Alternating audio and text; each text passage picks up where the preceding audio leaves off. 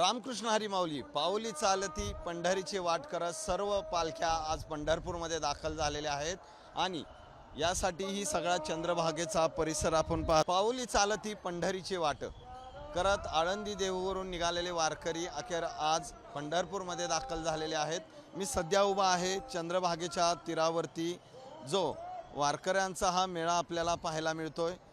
वारकऱ्यांची मोठी गर्दी आहे, चंद्रभागेला पाणी आहे। चंद्रभागेचं स्नान करून वारकरी जे आहेत ते महाद्वार घाट मार्गे विठ्ठल रुक्मिणी मंदिराच्या दिशेने जाताना आपल्याला पाहायला मिळतात। एकूणच वारकऱ्यांमध्ये मोठा आनंद आहे, उत्साह आहे। उद्या आषाढी एकादशी आहे, ज्याचे वर्षभर वारकरी खरं तर विठ्ठलाच्या दर्शनाची आस असते। तो क्षण त्यांच्या जवळ आलाय आणि त्याचा आनंद आणि उत्साह जो आहे तो या ठिकाणी चंद्रभागेच्या तीरी आपल्याला पाहायला मिळतोय।